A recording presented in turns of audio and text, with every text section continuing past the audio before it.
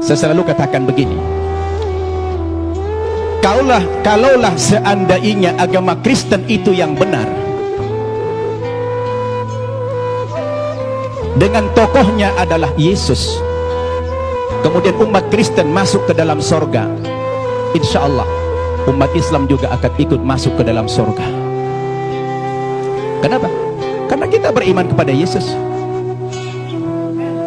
Tetapi kalau Islamlah yang benar, dengan tokoh kita Nabi Muhammad yang juga mengimani nabi-nabi yang terdahulu, kemudian saudara kita umat Kristiani tidak beriman kepada kerasulan Muhammad, mohon maaf, terpaksalah saudara kita masuk neraka kalau kita masuk surga. Ini untungnya menjadi umat Islam. Kenapa? Karena apa yang mereka imani kita imani juga, tetapi apa yang kita imani mereka tidak imani. Itulah perbedaan yang mendasar antara kita dengan umat Kristiani.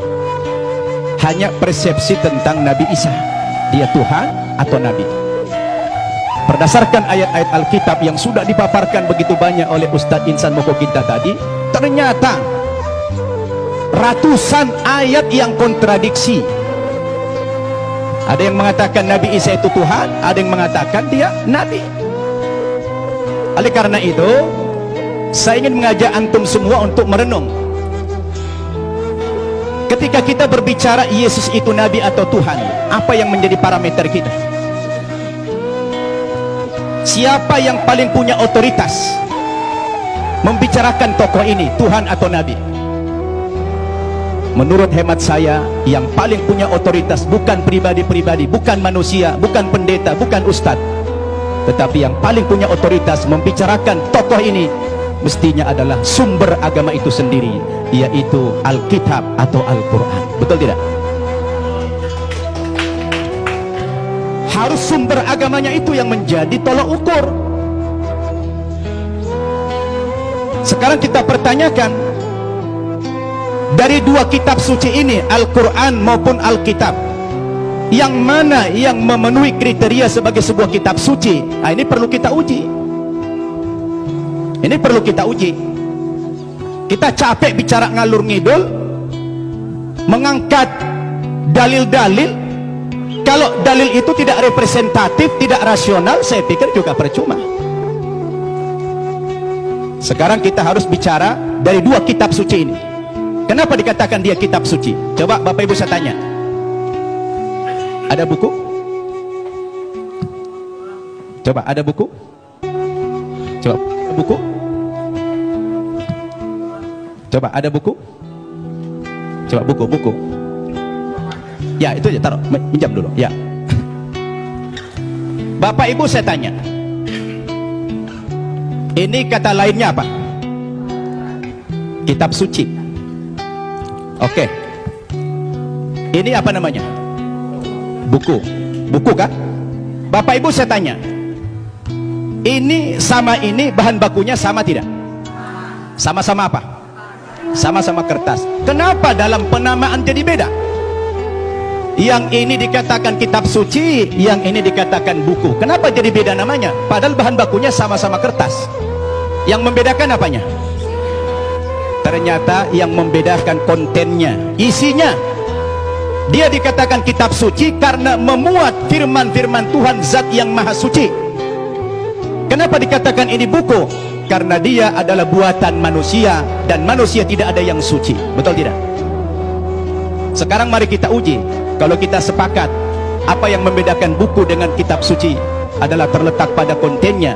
Kalau kitab suci itu adalah memuat firman-firman Tuhan. Ketika kita uji Bapak Ibu, 5 kriteria minimal kalau kita ingin menguji apakah kitab suci itu benar apa tidak. Yang pertama, sebuah kitab suci itu akan dikatakan benar apabila dia murni datang dari Allah, 100% datang dari Allah, dan tidak ada intervensi manusia di dalam kitab suci itu dalam bentuk kontennya, setinggi apapun otoritas manusia itu. Betul tidak? Termasuk di dalamnya Nabi. Makanya kalau kita baca Al-Quran, ini 100% firman Tuhan, tidak ada perkataan Nabi Muhammad di sini. perkataan Nabi Muhammad dimuat dalam hadis namanya. Tidak ada satu ayat pun di sini sumbangan Nabi Muhammad dalam bentuk isi. Ini adalah wahyu Tuhan 100%. Akan berbeda kalau kita baca ini Alkitab, di sini sudah tercampur. Di sini ada perkataan Tuhan, di sini ada perkataan Nabi, di sini ada perkataan Rasul Paulus, di sini ada perkataan murid-muridnya, tercampur. Lalu di mana letak kesuciannya yang dikatakan kriteria kitab suci itulah murni datang dari Tuhan? Itu satu. Yang kedua, kriteria kitab suci itu dikatakan benar apa tidak? Apabila kitab suci itu ditulis pada zaman kitab suci itu datang, yang diterima oleh Nabi yang menerima kitab suci tersebut. Saya tanya, Al-Quran kapan ditulis? Ketika Nabi Muhammad masih hidup. Dia suruh sahabat menulis Al-Quran. Karena dia tidak bisa membaca, tidak tahu menulis, dia minta bantuan sahabat. Sahabat menulis, ditulis oleh sahabat, dikonfirmasi tulisan dengan bacaan Nabi sama apa tidak, di cross check supaya tidak terjadi manipulasi. Kenapa? Karena kitab suci itu jadi pedoman. Sekarang Alkitab kita tanya, kapan ditulis? Lalu siapa tokoh yang menerima Alkitab? Alkitab ditulis bukan pada zaman Nabi Isa masih hidup, tapi sudah sekian puluh tahun, bahkan sekian ratus tahun Yesus sudah tidak ada di dunia ini, baru ada pembukuan Alkitab. Terus bagaimana seorang penulis akan mengkonfirmasi kepada yang menerima wahyu itu? Maka kemungkinan terjadi manipulasi sangat mungkin. Sebab yang namanya wahyu itu haruslah dari Tuhan, tidak boleh dari rekayasa atau karangan manusia, betul tidak? Dua itu kriteria, dan Alkitab gugur menurut hemat saya di sini.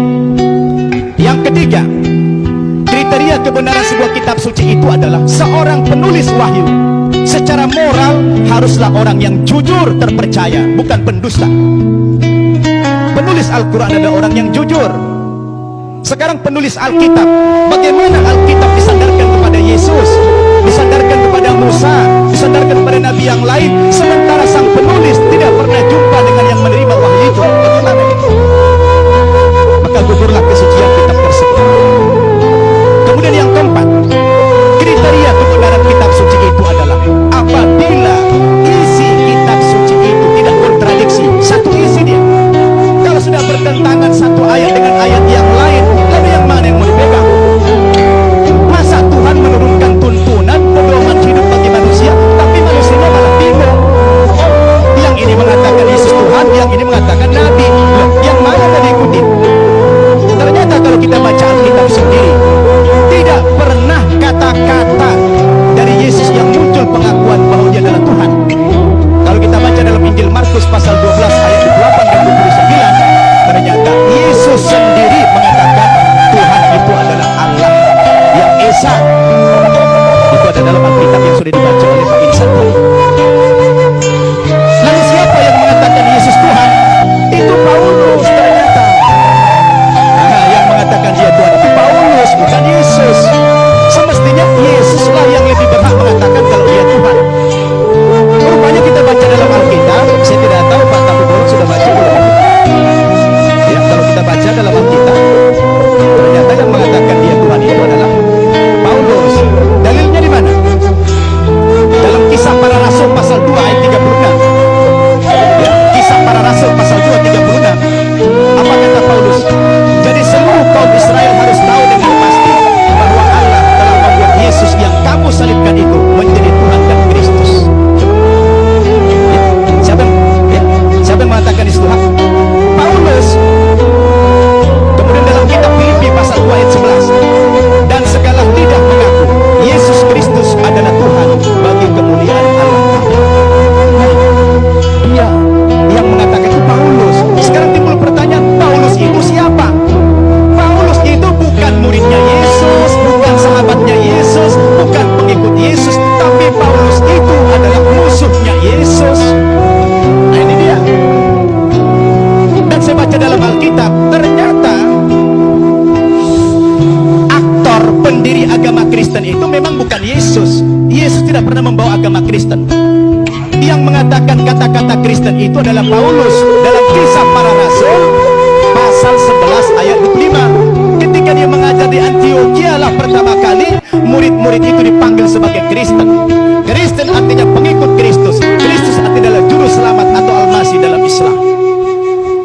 Bapak Ibu yang saya muliakan, ini yang perlu kita jadikan sebagai alat ukur apakah yes Tuhan atau tidak.